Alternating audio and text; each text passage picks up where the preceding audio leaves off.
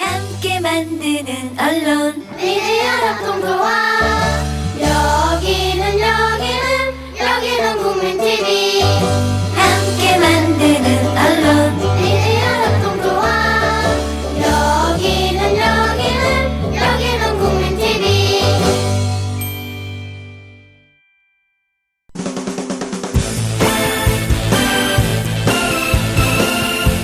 예비군 민방위 훈련장 같은 안보 특강은 가라. 여기 진짜 안보 특강이 있다. 김종대, 정욱식의 진짜 안보.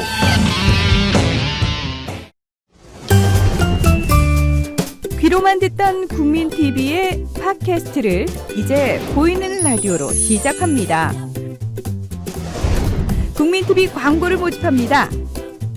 조합원과 비조합원 여러분, 자신이 속해 있는 기업과 사업체, 그리고 알리고 싶은 모든 것들 다 좋습니다. 광고를 원하시는 분은 신청해주세요. 홈페이지 kukmin.tv, 국민.tv 또는 지역번호 02-3144-0933번으로 연락주세요. 여러분의 많은 참여 바랍니다.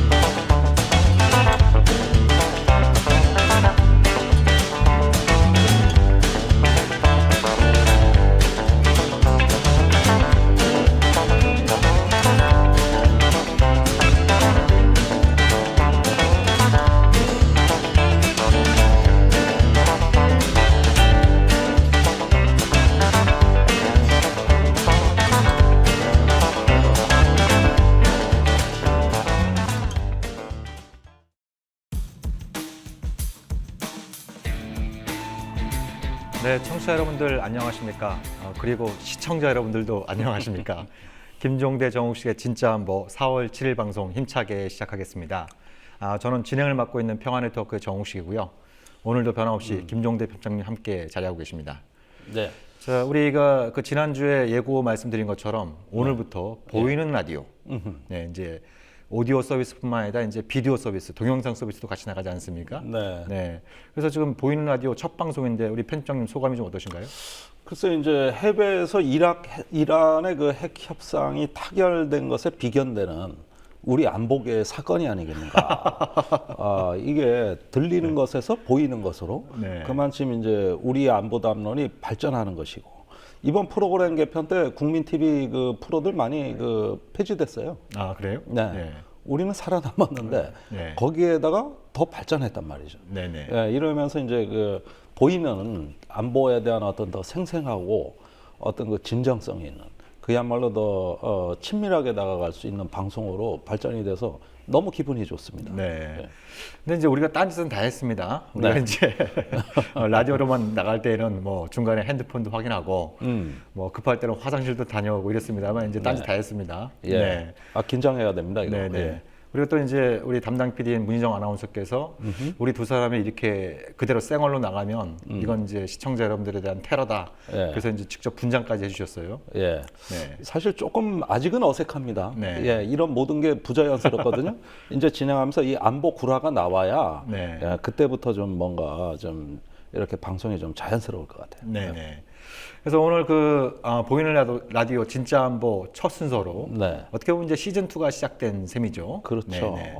첫 순서로 먼저 우리 김종대 편집장께서 우리 지난주에 이제 한국형 전투기 사업을 중심으로 한 예. 이 무기 산업에 대한 어떤 문제점을 짚어봤는데요. 예. 뭐 최근에 방산 비리 관련해서 좀 업데이트한 내용이 있으시다고 그러셔요.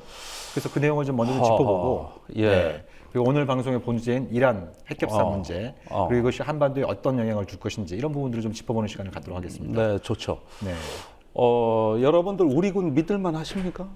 예. 뭐 이미 여론조사에 많이 나오지 않겠습니까? 여론조사에 네. 가장 추락하는 집단이에요. 네. 뭐 별거 다 나왔어요. 나올 만한 거 다 나왔습니다. 뭐 반인권 사건, 음주 추태, 거기에다가 이제 무기도입 비리까지 해가지고 네. 이게 다 뒤섞여서 그야말로 이제 군에 대한 국민의 신뢰가 바닥이라고 할 수 있습니다. 사실 이런 군을 믿고 안보를 한다는 거 오히려 우리 군이 어떻게 보면 국민을 안심시켜야 되는데 지금 국민을 더 불안하게 하고 있는 건 아닐까요? 그렇죠. 네. 예. 이렇다면 안보라는 것은 상당히 어떤 그 정서, 심리, 믿음이 기초가 돼야 되는데 신뢰가 기초가 돼야 되는데 이게 시민들이 이제 많은 자원을 투입해가지고 양성한 군이 국민들을 오히려 불안하게 하고 있다면 그건 안보가 아니죠. 네. 그런데 지금 방산비리 수사가 계속 진행되고 있습니다만 약 한 120일 정도 지난 것 같습니다. 네네. 지금까지 내놓은 어떤 그 수사 성과를 보면은 대단히 실망스럽습니다. 어떤 면에서 특히 좀 그런가요? 우선은 말이죠. 로비 한 놈은 있는데 로비 받은 놈은 없어.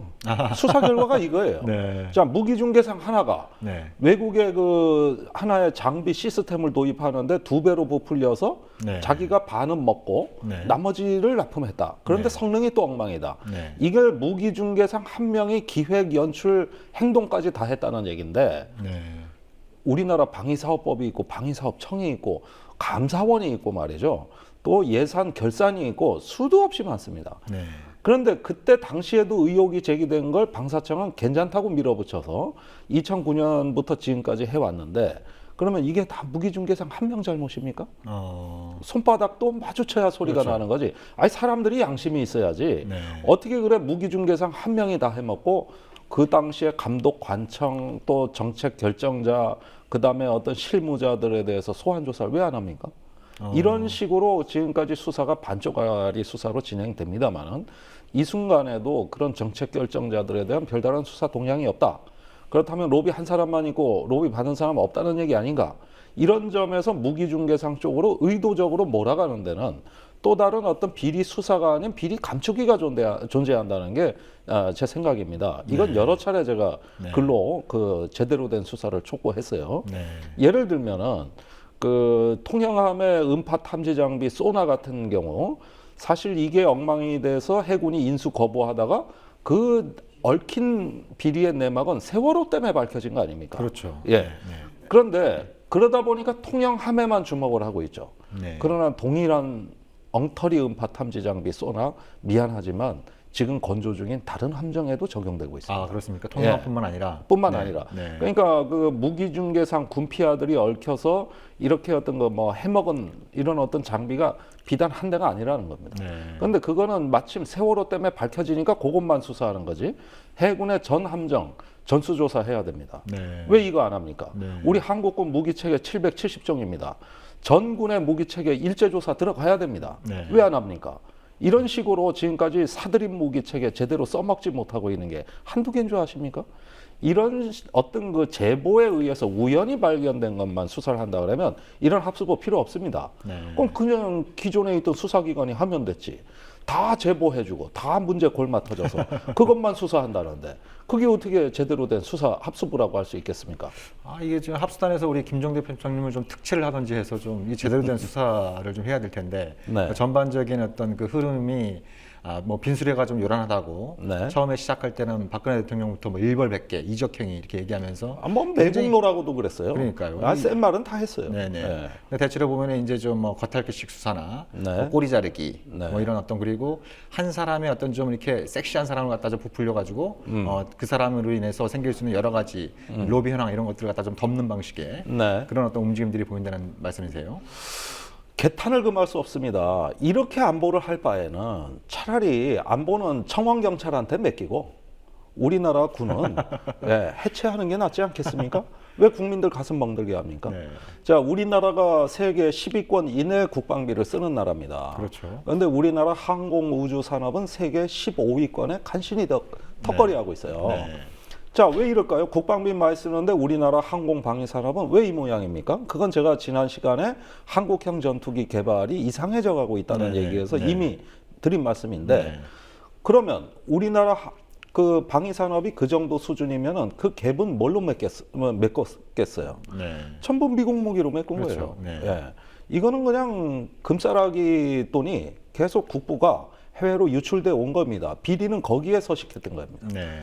그러니까 결국은 외국 무기 사는 재미, 또 새로운 어떤 무기를 도입함으로써 어떤 과시되는 업적, 위용 이런 걸 안보라고 착각을 하는 것이지 네. 내실하고는 전혀 관계없는 이런 건 시민들이 정말 눈 똑바로 뜨고 아주 납세자의 권리를 행사해서 제대로 감시해버려야 됩니다. 네.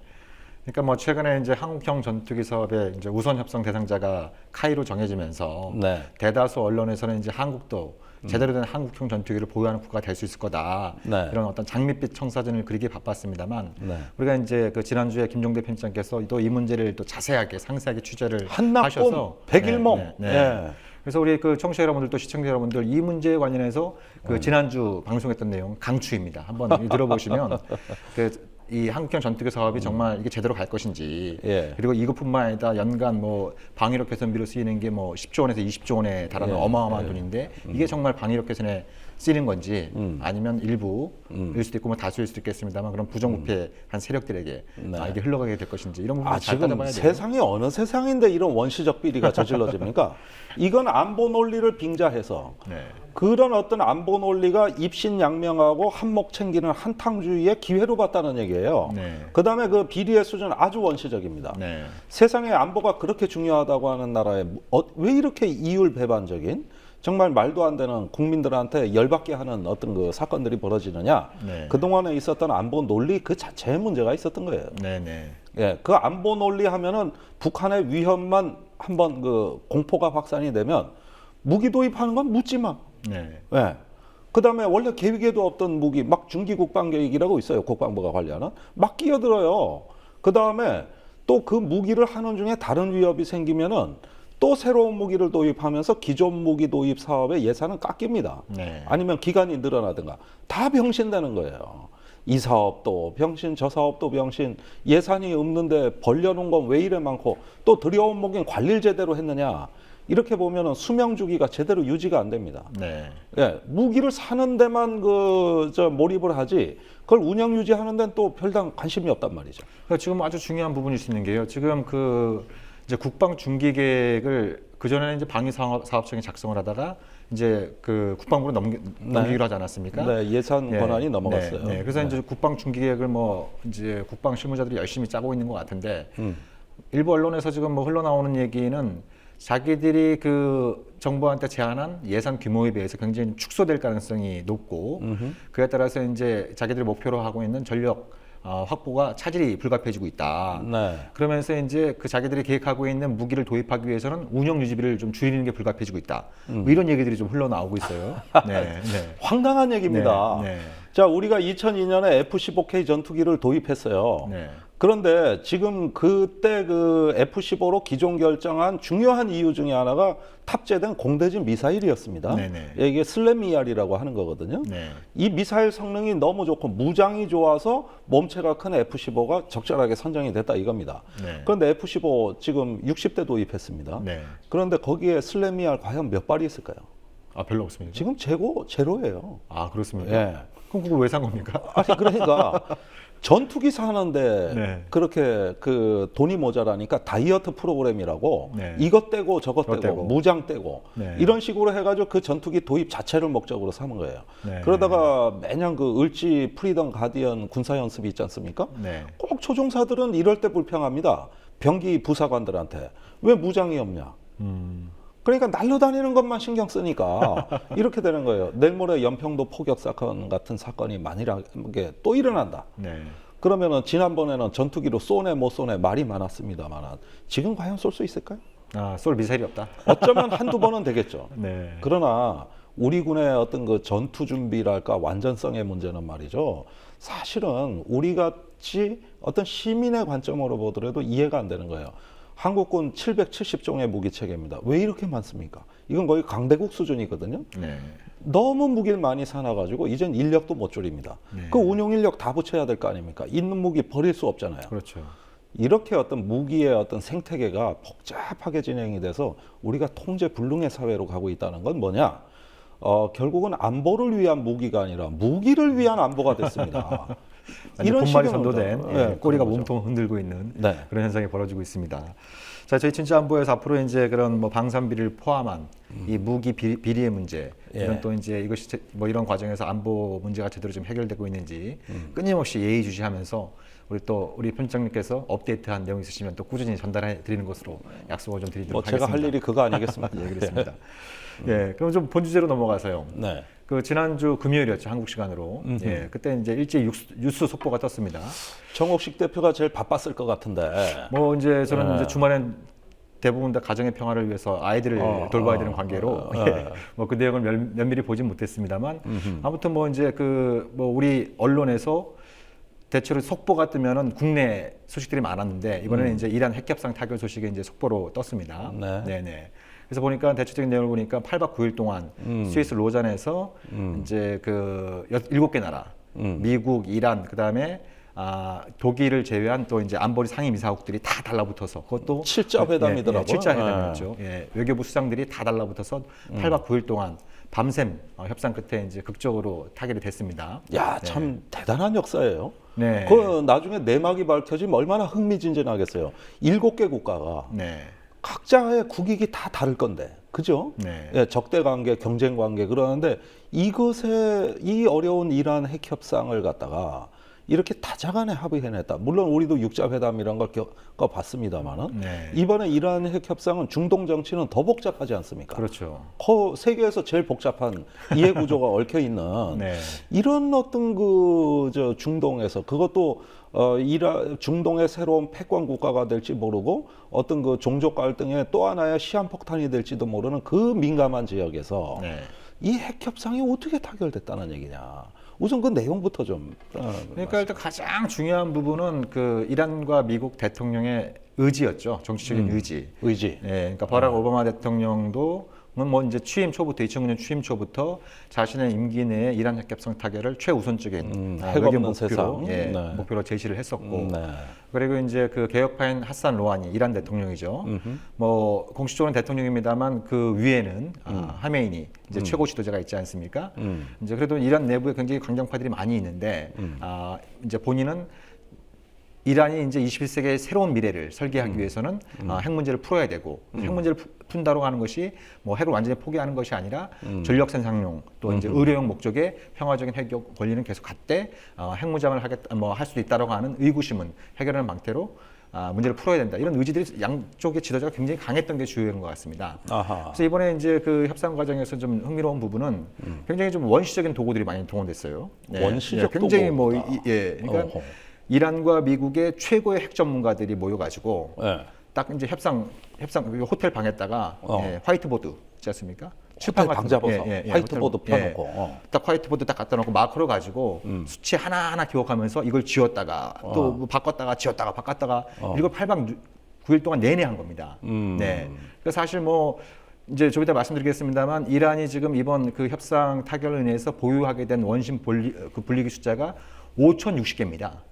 예, 뭐 5천 개면 5천 개고 뭐 6천 개면 6천 개지 5,060개라고 하는 그 수치에 이로 떨어진 부분도 미국에서는 5,060개가 넘으면 이것이 그 이란이 이제 핵무장으로 결심할 경우에 거기까지 가는 시간이 5,060개가 왜 중요한지에 대해서 계속 설명을 했고 거꾸로 이제 이란 그 핵 전문가는 왜 5,060개가 돼야 되는지에 대해서 이것이 이 수치가 되더라도 이제 이란이 이제 핵무장을 결심했을 경우에 그 어떤 기술적인 시간 자체가 굉장히 제약되어 있기 때문에 어떤 이제 양측의 치밀한 이제 치열한 협상 끝에 이제 그런 숫자에 도달하게 됐는데요. 그러니까 이건 이제 양측 정부 지도자의 의지가 반영된 거죠. 그러니까 보통 이제 그런 이 군축 협상 같은 경우에는 제일 중요한 역할을 하는 사람들이 외교관들인데 이번 협상 같은 경우에는 이제 그 이란의 그 원자력 위원회 의장, 그다음에 미국의 에너지부 장관, 그러니까 핵무기를 담당하는 에너지부 장관, 이 사람들이 오히려 이제 협상의 주역으로 나서가지고 기술적으로 굉장히 까다로운 문제, 이거 하나하나 이렇게 타협할 수 있었던 다 거죠. 확인하고 네. 평가해보고.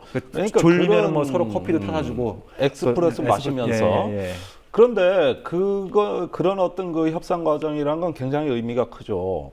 우선 상대방에 대한 어떤 의지를 확인하는데 매우 요긴한 과정이었을 것이고 네. 또 수없이 많은 중요한 정보가 테이블 위에 올라옴으로써 네. 상호 어떤 그 신뢰라고나 할까 또는 검증 그다음에 상대방에 대한 정확한 평가 이 원래 협상에서 제일 중요한 게 이런 거거든요. 네네. 그러니까 협상이 성공할 수 있는 그 성공 요인을 스스로 창출했다는 게 굉장히 중요한 것 같아요. 네. 그러다 보면은 이제 세계 최고의 핵과학자들 또 엔지니어들이 만나가지고 자기의 전문 지식을 10분 발휘하다 보면은 서로 많이 배웠을 것 같아요. 네, 제 생각에는 그렇죠. 이란도 이번에 협상 과정은 타결됐다는 의미뿐만 아니라 그 과정을 통해서 무언가 이란 사회도 변화될 수 있는 여러 가지 요인들을 촉발했을 것 같고 네. 그것이 어떤 성공 요인으로 작용하지 않았겠는가. 그런 면에서는 굉장히 모범적인 협상이고 획기적이네요. 네. 그러니까 이란 핵협상 타결 소식이 전해지니까 뭐 테헤란에서는 마치 이란이 월드컵 본선에 진출한 것처럼 난리 났어요. 시민들이 예, 나와서 막 시민들 다 이제 축제 경적 분위기. 울리고 예, 막 예. 환호성 이제 지르고 그리고 막 이런 어떤 분위기가 연출됐다고 하는데요. 그러니까 이제 큰 틀에서 볼 때 이번 그 핵협상 이제 영어 명칭으로는 이제 프리미리어리 그 어그리먼트에서 우리말로 하면 이제 예비 협정 정도가 되고 네. 6월 30일까지 포괄적이고 기술적인 합의를 하도록 그러니까 최종 타결을 지금 앞두고 있는 이런 어떤 상황이 있는데요. 네. 핵심적인 골자는 이란은 핵무장을 할 수 있는 그런 의구심을 싣는 이런 그래서 이란의 핵 프로그램은 철저하게 평화적인 목적에 한정하는 이런 거하고 이제 이거에 대한 어떤 상응 조치로 이란에 대해서 지금 가해지고 있는 경제 제재를 해제하는 걸 맞바꾸는 성격의 이제 협상이었는데요. 네. 근데 여기서 이제 주목할 부분은 첫 번째는 이란이 당초 예상보다 굉장히 파격적으로 양보를 했다. 예, 파격적으로 굉장히 양보를 했다라는 부분이 있고. 네. 그러면 이란이 이렇게 파격적으로 양보를 하면 미국을 비롯한 서방 국가들도 파격적으로 양보를 해야 되는데 그런 내용이 이렇게 확실히 드러나 있지 않다. 왜냐하면 이란 그 핵 프로그램에 관련해서 이게 제한 조치는 아까 말씀드린 것처럼 원심 분리기는 뭐 5,060개만 된다. 네. 그리고 원심 분리기 시설 가운데에서 최대 시설인 포르도 시설은 앞으로 10년 동안 가동하지 않기로 한다. 네. 그다음에 이란이 지금 보유하고 있는 약 10톤 가량의 그 농축 우라늄을 이걸 거의 한 30분의 1 수준인 300kg 정도로 낮춘다.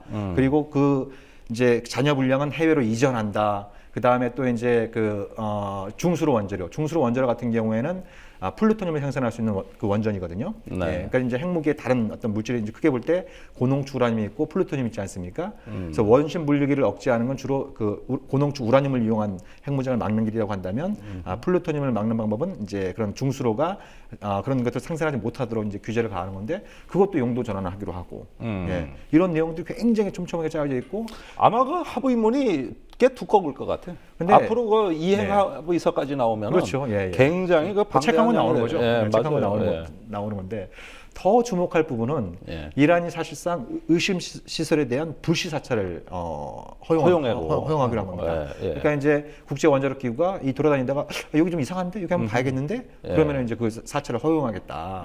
그래서 사실상 이제 이란에 대한 전면적인 핵 사찰을 수용을 한 부분들은 일반적으로 이제 일부 그 언론들이나 전문가들이 예상했던 것보다 훨씬 그 뛰어넘는 파격적인 양보 조치거든요. 오케이. 네. 자, 거기에서 한 가지 의문이 제기됩니다. 네. 이렇게 그러면 이란이 많은 것을 양보한 좋은 협정인데 네. 실상 이 협정에 대한 미국 내 반응이나 이스라엘 그 반응을 보면 네. 정반대예요. 그렇죠. 예, 이게 지금 저는 이 핵 협상이 참으로 의미가 있다고 보는 것은 거의 임기 말년에 레임덕에 이제 가까워지는 오바마 대통령이 네. 의회를 다수로 장악한 공화당의 극렬한 반대를 무릅쓰고 했다는 네, 겁니다. 네, 네. 그다음에 미국의 그 여전히 무시할 수 없는 정치 세력이라면은 유대인 세력이거든요. 그렇죠. 근데 이스라엘 뭡니까? 지금 미국하고 이란하고 협력한다는 거 눈 뜨고 못 보겠다는 겁니다. 네, 네. 그래가지고 맨날 이 최악의 나쁜 협상이라고 하고 있고 미 공화당하고 손잡고 아예 투트랙으로 나가고 있어요. 네. 오바마는 할 테만 하라. 우린 딴 길 가겠다. 네, 이 네. 얘기고 네. 거기에다가 유대인 그 조직들이 앞으로 선거에서 공화당 의원을 집중 지원하겠다고 네. 이미 선언을 하고 있습니다. 네. 지금 미국 내 최대 의원들의 정치 자금원은 유대인 조직이거든요. 네. 아니면 방산업체, 네. 월가 이런 데라고 할 수 있는데 지금 공화당 지원하고 민주당 이제 국물도 없다는 얘기입니다. 네. 이렇게 극렬하게 반발을 하고 있는 상황에서 오바마 대통령이 뚝심 있게 밀어붙였다는 거 아닙니까? 네.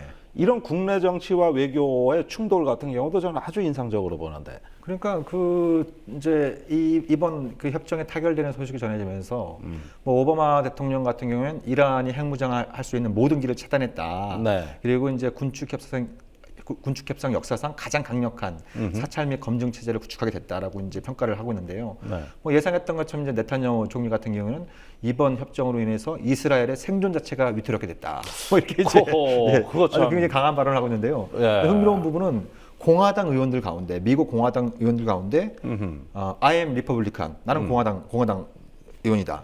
But I support this deal 이렇게 얘기하면서 이번 타결은 지지한다. 그러니까 공화당 의원들 내에서도 이번 협정은 의견이 좀 미국의 갈리는구나. 이익상 자기들이 예. 보수적인 정치인이지만 이란이 이렇게 양보한 내용들에 규치해 볼 때 이거는 공화당도 충분히 지지하고 계승해야 될 가치가 있다. 이렇게 지금 주장하는 의원들도 생기고 있는 거거든요. 아 서서히 왜냐 성과가 좋으니까. 그러니까요. 자기들 예. 예상했던 것보다 훨씬 원래는 자기는 체질적으로 싫어하지만 네.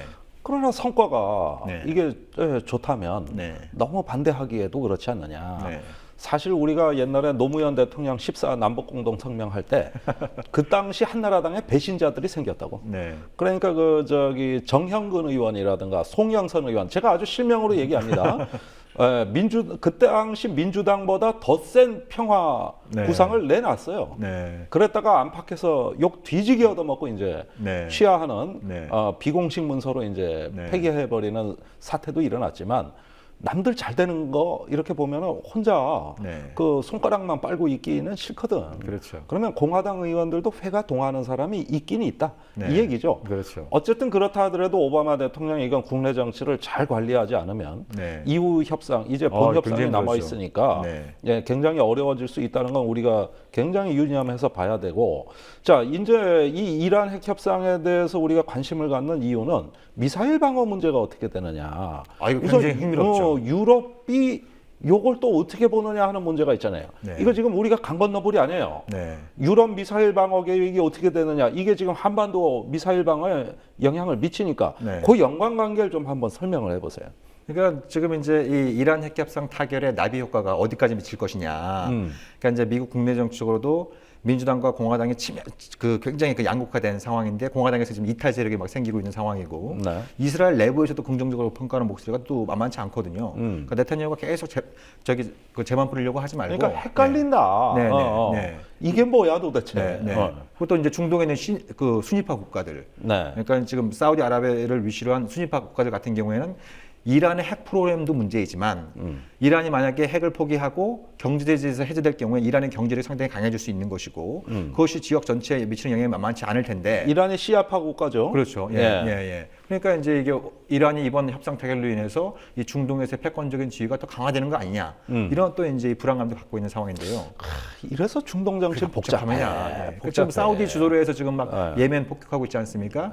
지금 예멘의 그 과도 정권이 이란의 지원을 받고 있다라는 이유 때문에 지금 폭격하고 있는 상황이고 여기에는 이제 암묵적으로 이제 이제 속내는 이란을 갖다가 이 분쟁에 좀 끌어들이려고 하는 이제 그런 어떤 분석도 좀 존재하는 건데요. 그러면 핵이라는 어떤 표면적인 협상 이면에는 이것이 오바마 대통령 즉 미국 정부가 보는 중동에 대한 미국의 새로운 통치 전략일 수도 있는 거 아닙니까? 네네. 순위파, 시아파 세력 균형을 만들어서 네.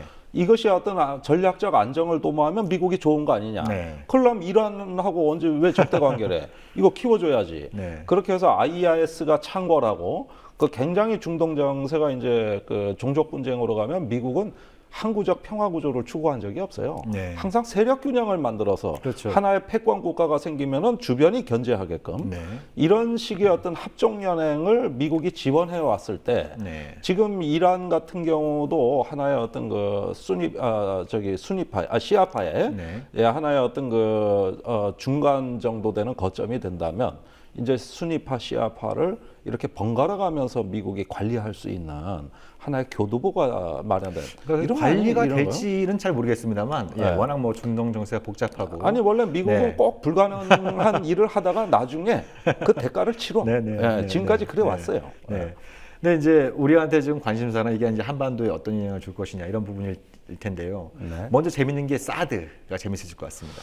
또 사드 나오나 이게. 그러니까 사드 정말 지겨워 죽겠는데요. 그렇게 사드가 중요한 문제고. 네.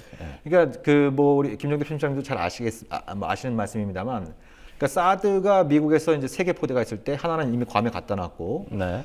하나는 의무적으로 미국 본토에 납둬야 되고 하나를 어디다 갖다 놓을 거냐 이걸 네. 가지고 주한미군 사령관하고 중부군 사령관하고 거의 지들끼리 싸워. 지들끼리 싸움 네. 아닙니까? 자기들의 네. 그 작전 지역인 한반도로 가져야 된다, 뭐 중동으로 가져야 된다. 이게 막 네. 이제 막 그 다툼이 이제 벌어지지 않았습니까? 그래서 이제 네. 펜타곤 차원에서 결정을 못 내리던 이런 상황인데, 근데 이제 두 개의 변수가 새롭게 생긴 거죠. 하나는 사드 포대가 늘어나고 있는 상황이고, 네. 네, 지금 이제 4개까지 늘어났고 올해는 내년 상반기까지 6개, 7개로 늘린다는 게 얘기지 총 않습니까? 7개까지 네, 늘어날 네, 것 같아요. 네, 네. 현재 세계에서. 그러니까 이제 네. 수량이 늘어나면 다툴 여지가 줄어드는 부분이죠. 너도 하나 사령관하고. 먹고 나도 그렇죠. 하나 먹고. 근데 이런 상황에서 이란 핵협상이 타결됐단 말이죠. 네. 네. 그러면 중동에 사드를 배치해야 되는 어떤 안보적인 필요가 확 줄어들게 되는 거죠. 음흠. 네. 그럼 어떻게 되겠습니까? 주한미군 사령관의 발언권이 강해지지 않겠냐는 거예요. 그러니까 중동 정치와 한반도 정치는 중동의 불행이 한반도의 행복이고 한반도의 불행이 중동의 행복인 역관계로 지금까지 많이 사실 그런, 되어 왔어요. 예, 사실 뭐 예. 그 조지 W 부시 때 그나마 한반도에서 전쟁을 좀 피할 수 있었던 아주 중요한 배경이 이라크 전쟁이지 않았습니까? 이라크 전쟁이 네. 지리멸렬하게 네. 거기서 미군의 발목을 잡아주는 바람에 그러니까요. 미국의 전쟁 에너지가 네. 한반도로 네, 네. 오다가 멈춘 거란 말이에요. 네, 네. 이제 아시아로 회귀를 한다는데 어쨌든 이란 핵 협상이 타결됐다는 것은 오바마가 천명한 아시아로 회귀 정책에는 일단 탄력을 줄 부여하고 가능성이 높게 예, 된 더 거죠. 힘을 실어준다고도 볼 수 있는 네, 겁니다. 네, 그러니까 지금 이게 중동에서의 어떤 핵 협상의 타결 문제가 한반도에 미치는 어떤 미묘한 영향은 분명히 분명히 존재한다고 존재하죠. 봐야 될 거예요. 예. 여러분들 이걸 아셔야 돼요. 이제는 옛날하고 달라서 네. 저 지구 반대편에 있는 일이 한반도 안보에 그럼요. 바로 네, 영향을 네, 줍니다. 네, 그럼요. 네. 이렇게 모든 안보가 어떤 그 글로벌 세계화된 상황에서 상호 의존을 하다 보니까 이제는 더 이상 나비 효과도 아니에요. 그냥 다이렉트로 그냥. 다이렉트로 미치는 효과지. 네, 네. 무슨 나비의 날갯짓이 태풍 몰고 오는 그런 복잡한 절차도 없단 말입니다. 네, 네, 네. 그냥 미군의 어떤 군사력의 총량입니다. 네. 이걸 어떻게 전 세계에 배분하느냐 문제인데 네. 이란이 이제는 조금 위협의 대상에서 네, 제외되면 일단, 네. 예, 그러면 한반도로 요것이 그대로 옮겨올 올 수 수도 있는 있는 거고 겁니다.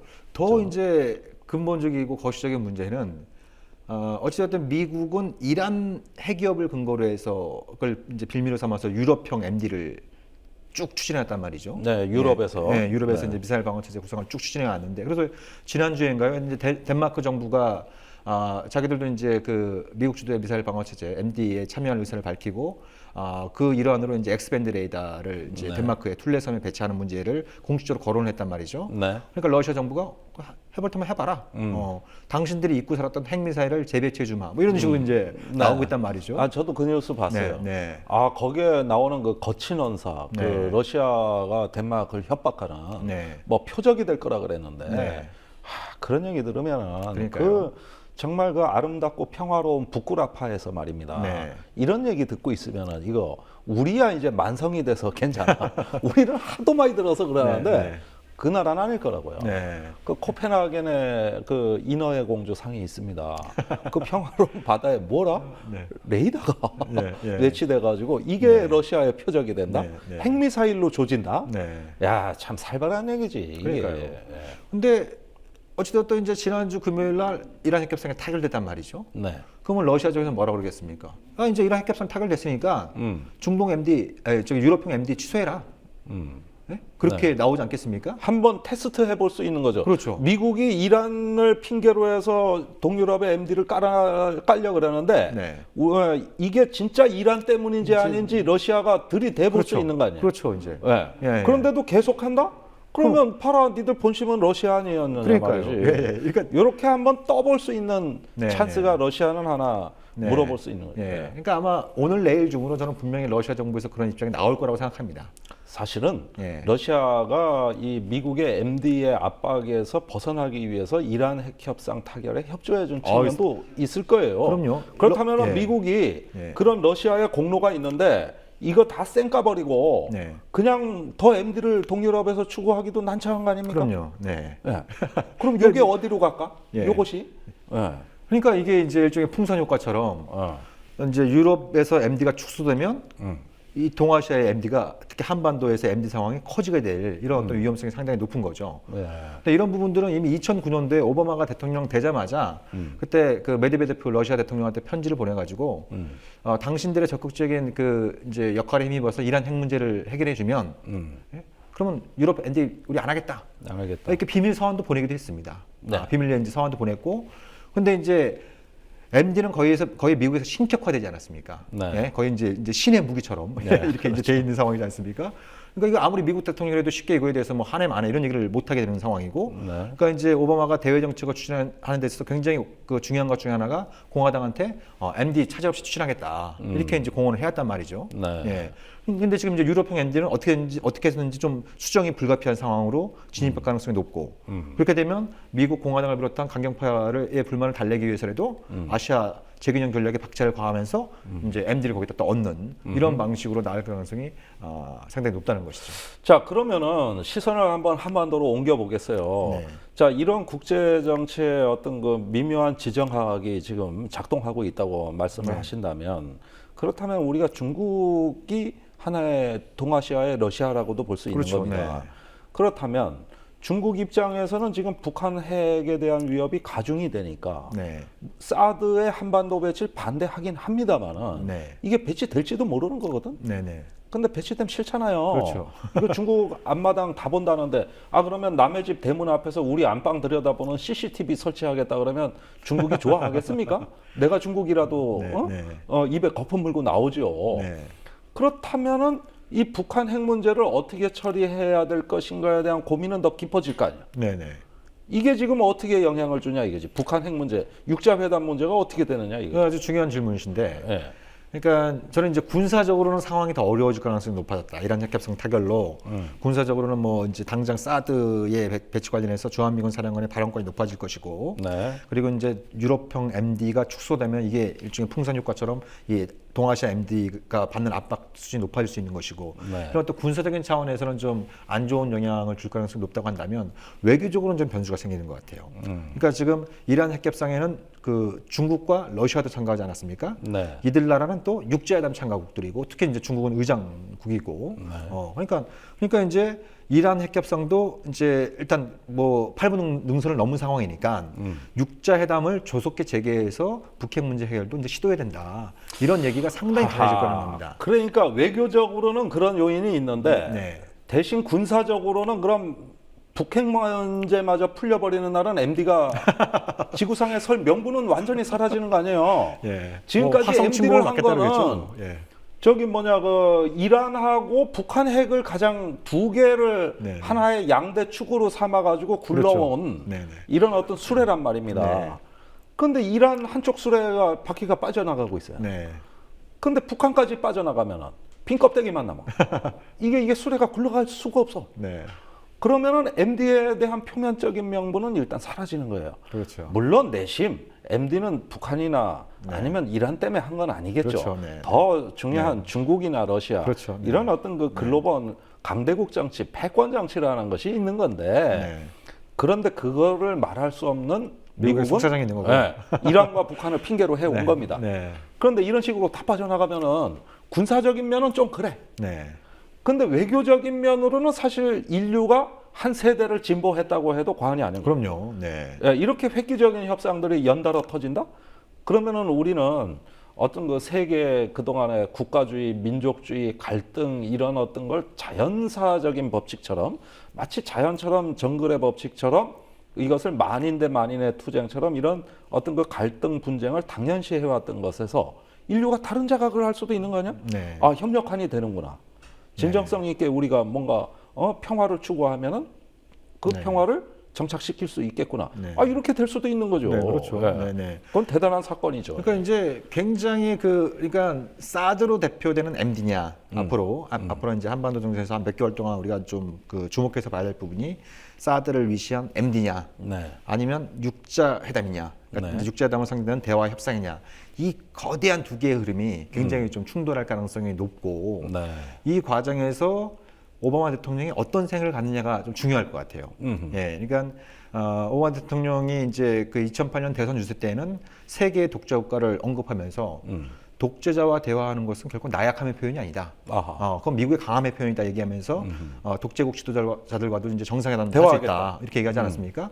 근데 지금 뭐 쿠바 작년에 이제 전격적으로 관계 정상화 선언한 상황이고 네. 이란 핵협상 한 8분 응선 넘어간 상황이고 넘어갔고. 예. 이제 북한만 남은 상황이라는 거죠. 북한만 남았어요. 예. 어허. 그러니까 이게 이제 편장님께서 말씀하신 것처럼 미국의 군사 프로젝트의 관점에서 볼 때는 북한을 더더욱더 이제 이 적대국가로 남겨둬야 될 군사적인 필요는 늘어난 반면에 외교적으로 볼 때는 야 이제 북한밖에 남지 않았냐.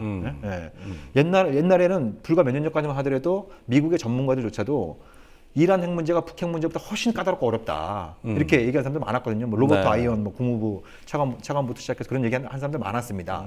근데 지금 이란 핵 문제는 지금 이제 해결 국면에 접어든 만큼 미국 내에서도 그런 어떤 그 협상의 어떤 그 이제 모멘텀을 살려서 북한하고도 협상해야 된다. 이런 얘기들이 이제 나라 안팎에서 많이 나오겠죠. 네. 예, 그래서 이제 이 군사냐 외교냐 이 이제 거대한 흐름들이 이제 충돌할 가능성들이 이제 점차 높아지는 거죠.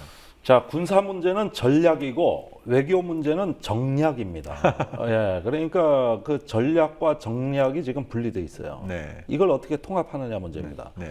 사실은 일본이 패망한 것도 어떤 대동아공영권이라는 정략이 있었습니다. 네. 예, 지정학에 기초한 정략이 있었던 거죠. 반면에 태평양 전쟁을 일으키고 중일 전쟁을 전면 전쟁으로 끌고 간 전략이 있습니다. 네. 이건 뭐뭐했어요. 예, 전쟁에 이길 것 같거든. 예, 분명히 적을 굴복시킬 수 있을 것 같거든. 그러면 왜 망설여? 먼저 과감하게 행동하는 놈이 유리해진다. 네. 이건 클라우제비치 전쟁론 서장에 나오는 얘기예요. 네. 그런데 독일에 유학 갔다 온 일본의 군부 입장에서는 신봉하는데 클라우제비치의 전략을 이제 그 신봉한 거죠. 네. 숭배한 거죠. 그러나 클라우제비치는 정략도 있다 그런 거거든요. 네. 정치가 우선이라고 그렇죠. 그랬거든요. 네. 네. 그거는 쏙 빼놓고 배운 거라고. 말하자면은 얼치기 네. 클라우제비치의 네. 제자들이란 말이에요. 네. 그래가지고 대동아공영권이라는 자급자족 생존 체계를 스스로 붕괴시키는 거의 광기에 어린 무모한 선택을 하면서 일본이 이제 국가 파멸의 길로 들어갑니다. 네. 자, 이게 뭐 독일의 히틀러도 그랬고 일본의 대번영도 그랬던 겁니다. 네. 자, 그렇다면 우리가 그 전략과 정략을 분리시켜서 보면은 이것이 각기 낙지발처럼 제각기 따로 움직이면 네. 결국은 국가는 파멸로 가고 세계는 그렇죠. 더 어려워질 수도 있는 겁니다. 네. 그러니까 결국은 이런 어떤 그 전략 정략을 합쳐야 된단 말이에요. 그렇다면 결국 뭐냐? 우리가 새로운 세상에 대한 비전 아니겠느냐? 네. 어떤 세상으로 가고자 하는 거고 또 어떠한 세상을 만들고 싶어 하는 것이냐 이런 비전 아니겠는가 싶어요. 네, 그렇죠. 사실 그러니까 이게 문어발처럼 뭐 전략, 그러니까 우리로 따지면 사실 뭐 통일부가 있고 외교부가 있고 국방부가 있고 이제 국정원을 비롯한 정보기관들이 있습니다만 이게 다 자기 조직 논리에 따라서 따로 움직이기 쉬운 문어발처럼 따로 움직이지 못하도록 존재하는 게 바로 청와대고 그 청와대 안에 NSC나 국가안보실이 존재하는 거 아니겠습니까? 예. 그 교과서에 나와 있는 말인데 네. 우리한테는 너무나도 그러니까요. 거리가 있어요. 네, 네, 예. 네. 저는 이 박근혜 정부에 정말 하고 싶은 얘기가 많습니다. 요전에 윤병세 장관이 미국과 중국의 러브콜을 받는 거 행복한 거 아니에요? 맞는 얘기예요. 네, 네. 얼마나 그렇게 되면 좋겠습니까? 네. 그런데 전략적 모호성을 유지하다가 사드 배치는 당분간만 유보하고 네. AIIB 아시아투자개발은행에 가입하는 걸로 결론이 나니까 그제서야 화색이 돌아가지고 이제 들을 만한 말을 한마디 한 겁니다. 네. 근데 처음부터 그렇게 나왔어야죠. 네, 그렇죠. 아니 처음부터 그렇게 나오면서 우리가 자주적으로 결정하겠다 그러면 그러고 나서 이 결정이 나왔다면은 아마 박근혜 대통령 지지율 40% 넘어 50%까지는 뛰었을 겁니다. 네. 그런데 우물쭈물하다가 그 전략적 모호성이라는 게 상황을 더 악화시켰습니다. 네. 원래 전략적 모호성이라는 건 전략이 있다는 뜻입니다. 그 있는 전략을 모호하게 한다는 거예요. 그렇죠. 그런데 박근혜 정부의 전략적 모호성은 전략이 없기 없는 때문에 상태를- 모호한 예. 거예요. 당연히 모호하게 비치지. 네, 네. 그래서 우물쭈물하다가 주변국에 오해 잔뜩 사고 주한미군 입 하나 통제 못해가지고 스스로 네, 어려운 네. 길로 끌고 가다가 네. 결국은 어느 대통령이든 저렇게 결정할 수밖에 없지 않습니까? 네. 그것이 뭐 보수건 진보건 이제 결정을 하고 나니까 여유가 좀 생겨가지고 네, 네, 네. 우리가 뭐 자주적으로 주도적으로 그다음에 우리가 축복이고 2년간 엄청나게 우리나라 외교안보가 진보했다. 이제 뒤늦게 이렇게 얘기를 하시니 네, 네. 뭐 만시지탄 늦었지만 다행이지만 네. 그런데 조금 아쉬움이 있죠. 그렇죠. 그렇죠. 근데 이제 딜레마는 어떻게 보면 이제 지금부터 시작일 수 있기 때문에 네. 예, 그러니까 이제 이란 핵협상 타결이 미치는 영향에 대해서는 좀 우리가 짚어봤습니다만 또 뭐 그 지난주에는 마크 댐프시 합참의장이 갔다 왔다가 이번 주에는 이제 그 펜타곤 수장인 애슈턴 카터 국방장관이 네. 오지 않습니까? 또 4월 중순에는 그 워싱턴에서 한미 국방 고위회담이 열리고 네. 예, 이런 어떤 일련의 지금 이제 군사회담들이 지금 한일 안보 협의회도 진행되고 있습니다. 네네, 한일 간에도 진행되고 있고 한일 간에도 네네. 예. 그러니까 미국은 이제 이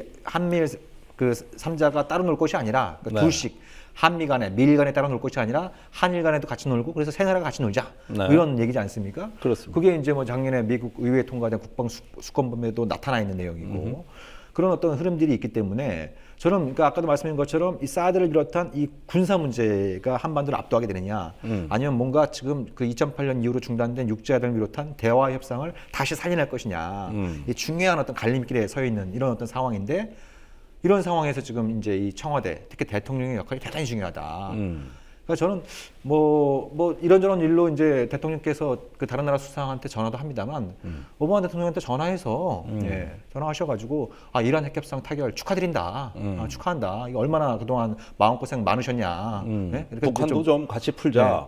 에이, 그런데 그러니까 굳이 그 얘기까지 안 반대로 해도, 가고 있어요. 예, 굳이 그 얘기까지 안 하고 안 하더라도 그냥 축하한다. 그런 어떤 네. 이제 핵 문제를 외교적으로 푼 거에 대해서는 이 한반도 문제에도 굉장히 좋은 영향을 줄 수 있을 것 같다. 이렇게 이제 좀 애들로서 좀 얘기하고, 네. 그러니까 청와대의 방향성이 확실히 쓰지 않으면 이 펜타곤의 농간에 넘어가기 굉장히 쉬운 구조가 좀 되어 있지 않습니까? 아니 물론이죠. 북한도 마찬가지고, 북한도 자기들이 이제 뭐 이란 이번에 협상 타결된 것처럼 북한 내에도 대화 협상을 통해서 문제를 풀고자 하는 사람들이 분명히 존재할 것이고, 그리고 미국의 적대의 정책을 이제 빌미로 삼아서 계속 핵을 늘리기를 원하는 사람들이 있을 것이고, 사실 이 생각은 따로 있다기보다도 한 사람의 머릿속에 같이 공존할 수 있는 거잖아요. 우리가 이렇게 봅시다. 조선조 이래로 지난 600년간 네. 우리나라는 상비군, 정규군으로 안보에 성공해 본 적이 단 한 번도 없습니다.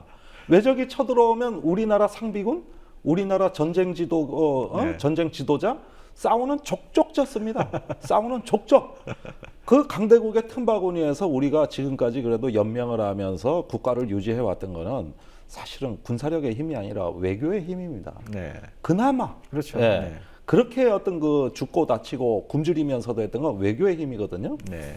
자, 군사력 증강으로 인한 어떤 동맹으로 인한 안보 할 만큼 했습니다. 네. 예, 사드까지 들어와 더 할 수도 있겠습니다만은 이제 바야흐로 외교의 계절이 왔어요. 네. 어쩌면은 대한민국을 생존하게 하고 우리 국가를 생존하게 하는 것, 미래의 번영을 보장하는 것은 이제 무기 체계, 어떤 그 사드 같은 것, 통영함이 무슨 이런 것들이 우리 생존을 보장해 준다는 이런 어떤 그 생각에서 잠시 벗어나서 네. 이제는 바야흐로 외교, 우리 지난 500년의 역사가 그랬듯이 네. 이제는 국가를 구하는 것은 외교가 될지도 모르겠다. 네. 이 생각을 한번 해본다면 지금 청와대 자세는 달라집니다. 네. 예, 그럴 수 그런데 있죠. 계속 안주하겠다. 네. 계속 동맹, 뭐 사드 들어오면 그때 한번 생각해 볼게. 이런 식으로 미국을 달래는 거야. 안주하는 외교 안보. 이게 저는 박근혜 정부의 지금 최대치라고 네, 네, 보는데. 네, 네.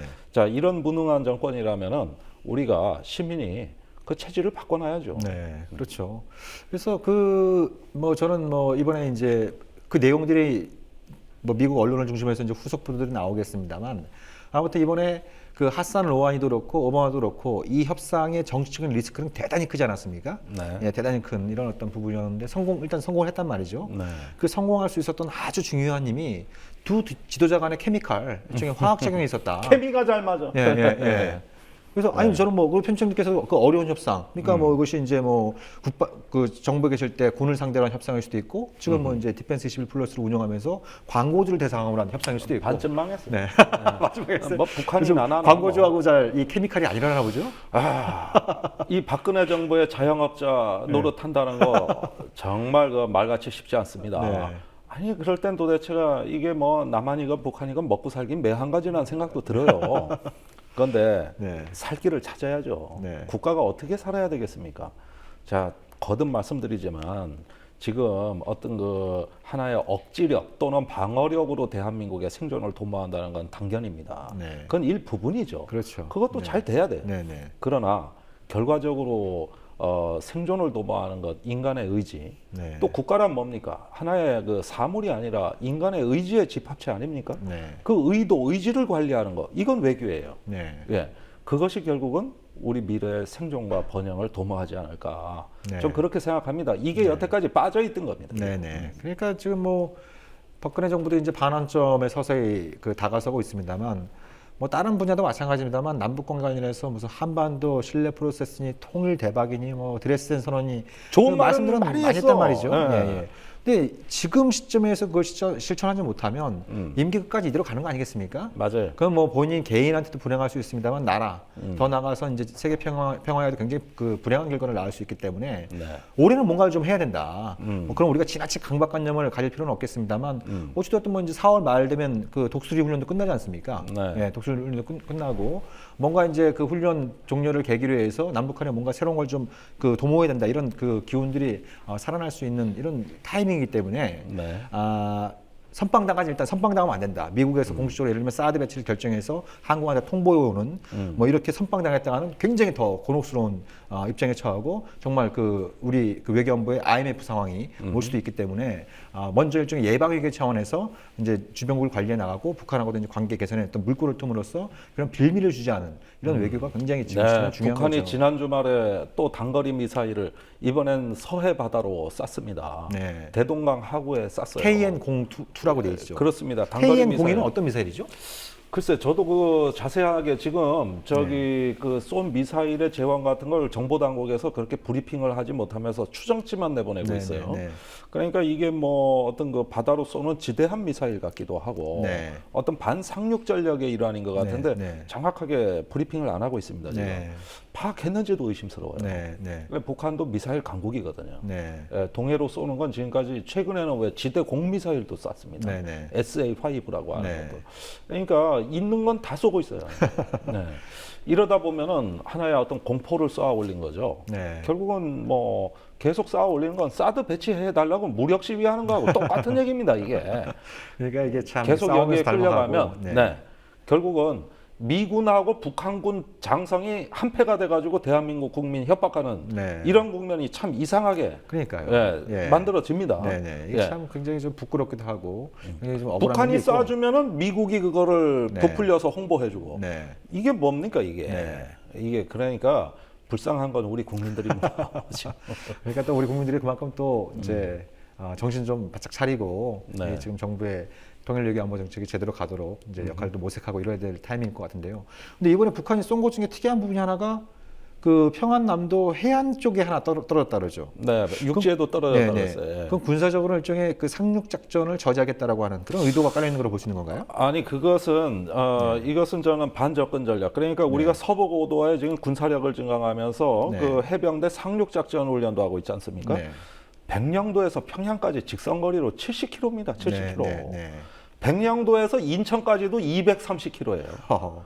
어떻게 된 게 우리 영토가 저게 수도에 네. 바로 앞에 관문 앞에가 있어요. 네, 네. 여기에 이제 공격 전력이 다 배치되는 거죠. 네. 자, 우리는 지금 서해를 통해 북한군 특수부대가 남하하는 걸 막기 위해서 서북도서에 왕창 지금 전방 배치한 공격용 무기를 때려받고 있고 네. 북한은 코앞에 심장을 겨눈 무기들이 하나둘 늘어나는 걸 보고 있습니다. 네. 어떻게 되겠습니까? 네. 북한은 반상륙전, 네. 즉 남한 측의 그 접근 전략을 거부하는 전략을 쓸 것이고, 그렇죠. 네. 우리는 북한의 심장을 더 위협하는 걸로 가는 거죠. 네. 네. 이렇게 해서 어느 날 평화의 바다가 전쟁의 바다, 네. 생명의 바다가 죽음의 죽음의 바다, 바다. 이렇게 점점 더 가고 있는 거죠. 네. 네. 그렇게 되면 앞으로 인천 아시안 게임, 뭐 G20 서울 정상회의 이런 거 한번 하려면은 서해 저 불안해가지고 네, 네. 실제로 옛날에도 네, 네. 그런 G20 정상회의 할 때 서해가 문제였어요. 네, 네. 인천 아시안 게임 때도 네, 마찬가지예요. 네, 네. 국가적으로 값비싼 대가를 치르게 됩니다. 네, 네. 그러니까 어떻게 보면 이제 그 남북한 또 한반도 내에서 풀리는 문제는 없고 오히려 이제 그 문제들은 하나하나씩 차곡차곡 악화되는 방향이고 또 하나의 문제들, 새로운 문제들이 또 계속 불거지는 양상이 반복되는 것 같아요. 그렇죠. 그게 지난 어떻게 보면 그 7년 동안 계속 반복되어 왔던 그런 그 양상의 특징인 것 같은데 여기서 뭔가 하나를 통해서 문제를 하나 탁 풀어낼 수 있는 이런 좀 신의 한 수 이런 것들이 필요할 것 같은데 아유. 편집장님께서 이 주문할 만한 신의 한 수 좀 어떤 게 있을까요? 글쎄 말입니다. 이게 그런 신의 한 수가 있다면 얼마나 좋겠습니까? 저는 박근혜 정부가 상황을 더 악화시키지만 않아도 다행이다. 네. 지금까지 정 대표가 계속 얘기해 온 거는 빨리 네. 풀어라. 네. 네. 만나라. 대화 협상해라. 네. 우리가 뭐 하라 그러면 더 안 더안 하시는 하니까. 대통령 아닙니까? 자, 더 이상 하라는 얘기 안 하겠습니다. 안 할 네. 테니까 네. 원래 말 안 하면 더 안 하니까 네. 아이 청개구리 사촌도 따로 있지 그래. 그러면은 차라리 더 악화시키지나 말라. 네. 그렇죠. 현 상태로. 네. 다음 대통령이 하게 해라. 더 큰 네. 부담을 주지 않는 것만 해도 다행이다. 불행 중 다행이다. 그나마 다행이에요. 참 씁쓸한 말씀이신데요. 자, 우리 그 진짜 안보가 그 보이는 라디오 첫 번째 순서를 오늘 가졌습니다. 네. 우리 진짜 안보 이제 그 마쳐야 될 시간인데요. 시간 빨리 가네. 네, 금방 50분 금방 갑니다. 네. 역시 이 보이는 게 속도감이 있어 좋아. 네, 우리 네. 팬청님 수고 많으셨고요. 네. 저희 진짜 안보 다음 주에도 최선을 다하도록 하겠습니다. 예, 고맙습니다. 감사합니다.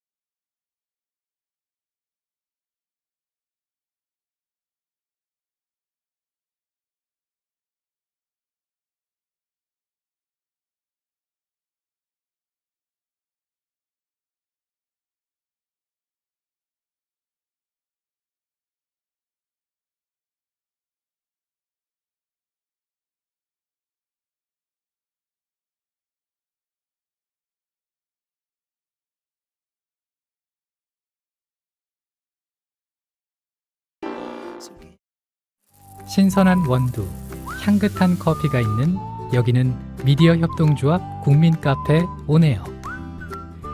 국민 모두 함께하는 공간, 국민TV 그리고 국민카페. 달콤한 커피에 사랑과 정성을 듬뿍 담아드립니다. 향기로운 커피가 있는 곳, 자유롭게 책도 볼 수 있고 사람 향기도 느낄 수 있는 넓은 문화 공간, 생생한 라이브 공연, 그리고 도심 속 작은 미술관까지